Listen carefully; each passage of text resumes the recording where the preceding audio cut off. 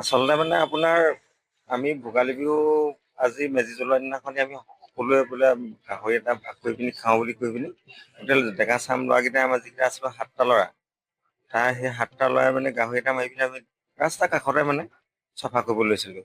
তেনেকুৱাতে মানে কি হ'ল এইপিনৰ পৰা ক'লা স্কপিঅ'খন আহি পিনি আমাৰ গাঁৱৰে সেইখনে মানে ল'ৰাকেইটা দাঁতিত থকা ল'ৰাকেইটাক মানে তেওঁ নিচা হৈ আহিছিলে কি হৈছিলে নাজানো, কিন্তু তেওঁ আহি পিনি এই দাঁতি ল'ৰাকেইটাক খুন্দিয়াই থৈ মানে এতিয়া আপোনাৰ দুটা ল'ৰা হঠাতে নিহত হ'ল।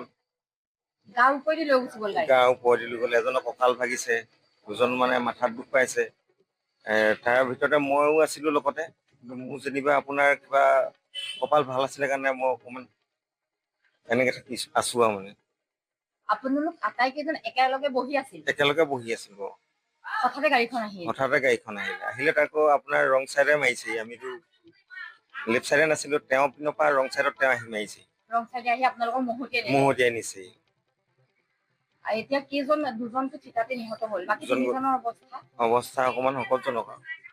এজনে ডিব্ৰুগড়লৈ প্ৰেৰণ কৰিছে, তেওঁ কঁকাল ভাগি গৈছে। বাকী ইয়াত 3জন আছে আৰু যোৰহাট মেডিকেলত।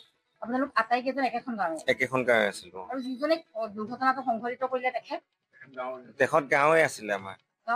গাঁৱৰে ল'ৰা। আৰক্ষীয়ে তেখেতক ধৰিব পাৰিছে, কিবা গম পাইছেনে? এতিয়ালৈকেতো কি কৰিছে এইটো ধৰিব পৰা নাই, আমিতো এতিয়াতো মেডিকেলতে আছো ন।